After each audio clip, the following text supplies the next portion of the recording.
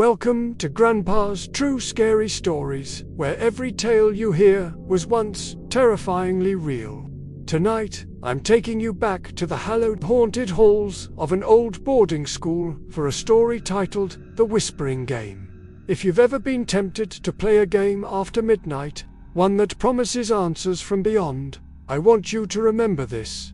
Some voices only whisper back because they were never supposed to stop. Now, gather close, turn down the lights, and let's begin. They called it the Whispering Game. It wasn't a challenge.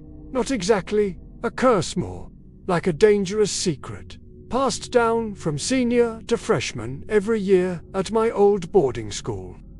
The tradition was wrapped in mystery and late-night dorm room legends, but the rules were deceptively simple. 3 of them. Rule 1. You play in the old music room. Rule 2. You play after 3 o'clock a.m. And Rule 3, the most important one, you must never, ever answer the last question. That was it. No complicated chanting, no blood rituals, no strange symbols.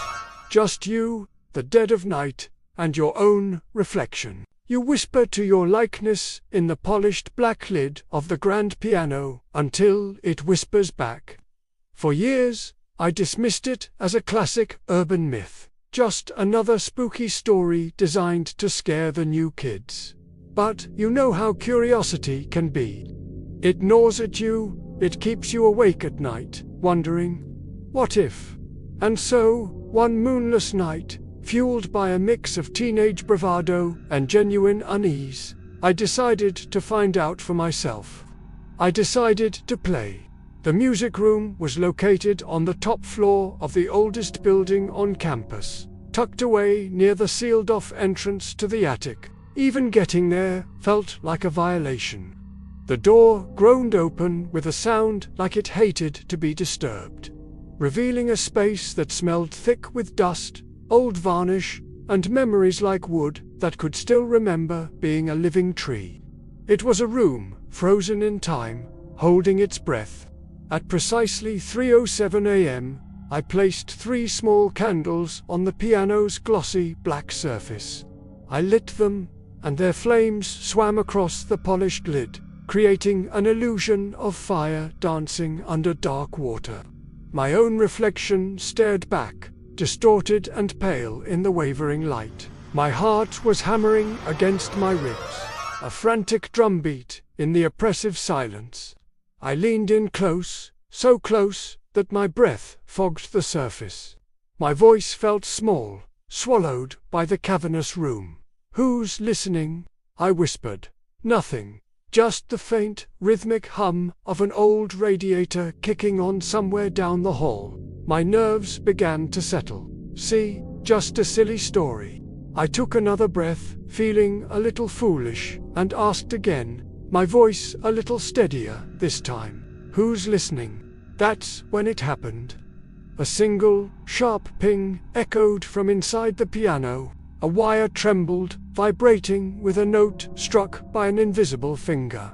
My blood ran cold. And then, a whisper answered back. It was so faint, it was barely sound, like the rustle of dry leaves on the other side of a wall. "You are?" I let out a shaky, nervous laugh. "Okay," I said aloud, my voice cracking. "Cool trick."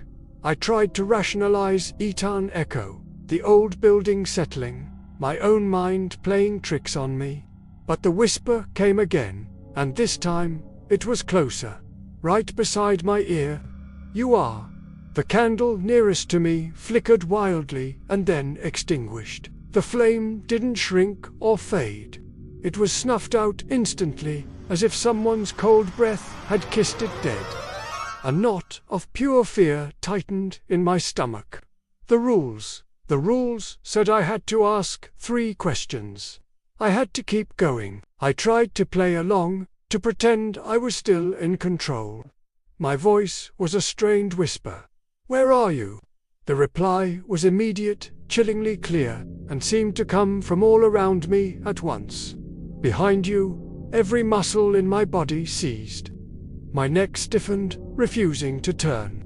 I fought against the paralysis, finally whipping my head around to look. There was nothing, just empty rows of chairs, their wooden backs like silent, skeletal observers in the faint moonlight filtering through the corridor window. The room was empty. Relief washed over me, but it was short-lived. When I looked back at the piano, my reflection was wrong. My face was still there, a ghostly mask floating on the black surface, but my mouth wasn't moving in sync with mine. I watched in horror as my reflection's lips formed words a fraction of a second before I thought them. I mouthed, "This is dumb," trying to break the spell, and my reflection smiled. A slow, knowing grin, a full second before I did. Then, the second candle went out, poof, gone.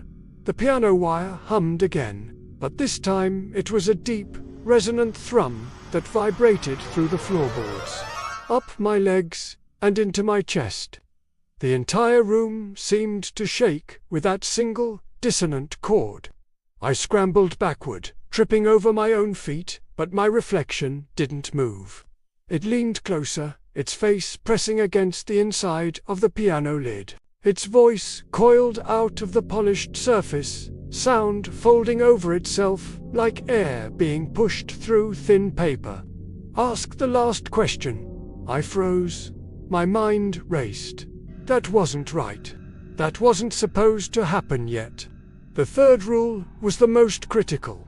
Never answer the last question. But I hadn't even asked it. What was it talking about? Trembling, I whispered back at the distorted face. "What is the last question?" My reflection tilted its head.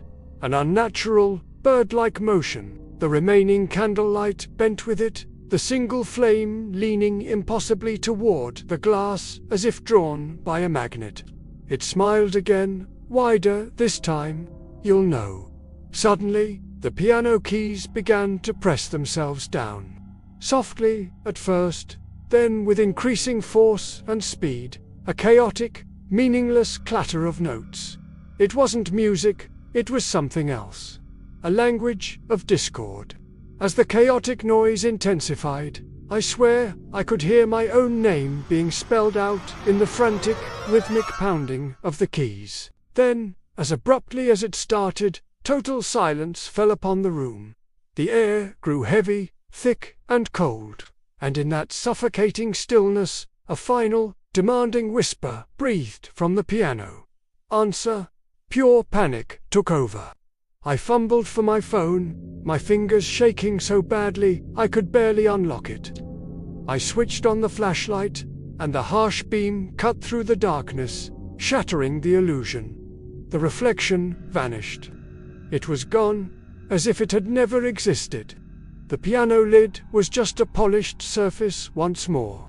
The two extinguished candles had melted down into waxy puddles. My own face stared back at me from my phone's screen, pale and terrified. I checked the time. 4:03 a.m. I stumbled out of the music room, desperate for the safety of the lit hallway. But as I fled, I glanced at the large, round clock on the corridor wall. The hands pointed to 3:12. An hour had passed for me in that room, but out here, only 5 minutes had gone by. The next morning, everything felt surreal. My roommate woke me up, looking concerned. He asked why I'd been talking in my sleep all night. He said I kept whispering the same two words, over and over again. Behind you, an icy dread washed over me. I grabbed my phone, intending to check something, anything, when I saw it. There was a new file on my recording app, an app I hadn't opened. The file was titled, Last Question. MP3. My thumb hovered over the play button, my mind screaming at me not to listen. But I had to know. I pressed play. The recording started with the sound of my own voice, tinny and distant, whispering, "Who's listening?" Then, through a hiss of static, another voice replied. It was lower, slower, ancient. "You are." And then came the sound that haunts me to this day. Faint laughter. It wasn't mocking or cruel. It was just tired. The sound of something that had been waiting a very, very long time to finally be heard. The game didn't end when I left the music room. It followed me. Now, every time I whisper to myself, even something harmless, even in my sleep, I hear it. A faint, second voice, a half-breath, right behind my own, echoing my words. The rules of the game were a lie. They didn't warn you about this part. No one ever mentioned that the game never really ends once you've started playing. Maybe that's it. Maybe that is the last question. When does it stop? And maybe the answer, the one you're never ever supposed to give, is that it doesn't. Thank you for listening to tonight's story. If you enjoyed this journey into the dark, please consider liking this video and subscribing to Grandpa's True Scary Stories for more tales that blur the line between legend and reality. Stay safe out there, and remember to be careful what you whisper in the dark. You never know who might be listening.